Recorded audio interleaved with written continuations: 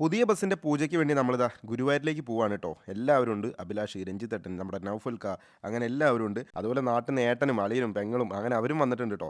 ഒരുപാട് പേരൊന്നുമില്ല, ഒരു 10 15 പേര് അത്രേ ഉള്ളൂ. രാമനാട്ടുകരയിൽ നിന്ന് ഏകദേശം ഒരു 3.5 മണിക്കൂറിന്റെ അടുത്താട്ടോ ഗുരുവായൂരിലേക്ക് നമുക്ക് വരുന്നത്. അതുകൊണ്ട് വെളുപ്പിന് 4 മണിക്കാണ് ഞങ്ങൾ ഇറങ്ങിയത്. അതിന്റെ ഇടയ്ക്ക് അമ്മ ബസ് മൊത്തത്തിലൊന്ന് നോക്കുന്നുണ്ടോ. പിന്നെ കണ്ട കാഴ്ച ഇതാണ്. ആളിരുന്ന് ഭയങ്കര കരച്ചിലാ. വേറെ ഒന്നുമല്ല, അമ്മയ്ക്ക് ഇതൊക്കെ കണ്ടിട്ട് ഭയങ്കര സന്തോഷമായി. അതുകൊണ്ടാണ് കേട്ടോ. കാരണം അമ്മ ഒരിക്കലും എക്സ്പെക്ട് ചെയ്യാത്തൊരു സംഭവമായിരുന്നു ഇത്. ഏതായാലും നമ്മൾ ഒരു 7:30 ആയപ്പോഴേക്കും നമ്മൾ ഗുരുവായൂരെത്തി. അങ്ങനെ ആദ്യം ഞങ്ങൾ വണ്ടി കഴുകി വൃത്തിയാക്കി നെറ്റിപ്പട്ടൊക്കെ കെട്ടി നേരെ അമ്പലത്തിലേക്ക് എടുത്തു. ഞങ്ങൾ വിചാരിച്ചു നല്ല തിരക്കായിരിക്കുന്നു. പക്ഷേ ആദ്യത്തെ ബസ് നമ്മളതായിരുന്നു. കാരണം വേറൊരു വണ്ടി അവിടെ കണ്ടില്ല. ഏതായാലും നമ്മുടെ വണ്ടി ഇതാ ഉള്ളിലേക്ക് കയറ്റി. ഉള്ളിലേക്ക് വണ്ടി എടുത്തതും എവിടെ നോക്കിയാലും വണ്ടിക്ക് നേരെ ക്യാമറ. ഇതാണ് എനിക്ക് ഏറ്റവും കൂടുതൽ സന്തോഷം തരുന്ന ഒരു കാര്യം. നമ്മുടെ വണ്ടിയെ സ്നേഹിക്കുന്ന ഒരാളെ നമ്മൾ കാണുമ്പോൾ നമുക്ക് കിട്ടുന്ന ഒരു ഫീൽ ഉണ്ട്. അത് നിങ്ങൾക്ക് പറഞ്ഞാൽ മനസ്സിലാവില്ല. അതിനിടയ്ക്ക് നമ്മുടെ വണ്ടിയുടെ പൂജ ഇതാ ഇവിടെ അടിപൊളിയായിട്ട് നടക്കുന്നുണ്ട്. ഈ കസവ് കിട്ടുന്ന ആളാട്ടോ നമ്മുടെ വയനാടിന്റെ പാക്കേജർ. ഞങ്ങൾ എല്ലാവരും വിചാരിച്ച ഒരേ ഒരു കാര്യമാണ്, പുതിയ ബസ് ഗുരുവായൂരിനെ കൊണ്ടുപോയി പൂജിക്കണം എന്നുള്ളത്. എന്തായാലും ആ ഒരു കാര്യം നമ്മൾ വിചാരിച്ച പോലെ തന്നെ അടിപൊളിയായിട്ടാണ് നടന്നു. അങ്ങനെ പൂജ കഴിഞ്ഞ് ഞങ്ങൾ നേരെ ബസ് എടുത്ത് നേരെ പാർക്കിങ്ങിലേക്കാണ് പോയത്. പോകുന്ന വഴിക്കും ഇതുപോലെ ഒരുപാട് പേരുണ്ടായിരുന്നു. പാർക്കിങ്ങിൽ നിന്ന് നമ്മുടെ വീഡിയോ കാണുന്ന ഒരുപാട് പേര് വന്നു അതിൻ്റെ ഇടയ്ക്ക്.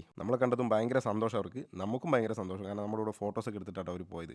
അതിൻ്റെ ഇടയ്ക്ക് ഒരു സർപ്രൈസ്. വേറെ ആരുമല്ല, നമ്മുടെ വ്ളോഗർ ആയിഷും ഹസ്ബൻഡും അവരും ഉണ്ടായിരുന്നു അന്ന് ഗുരുവായൂരിൽ. ഞങ്ങൾക്ക് അറിയില്ലായിരുന്നു. അറിയെങ്കിൽ ഞങ്ങൾ ഒരുമിച്ച് വന്നേനെ. അങ്ങനെ എല്ലാം കഴിഞ്ഞ് നമ്മൾ ഗുരുവായൂരിൽ നിന്ന് നേരെ തിരിച്ച് നാട്ടിലേക്ക് പോകുന്നു കേട്ടോ.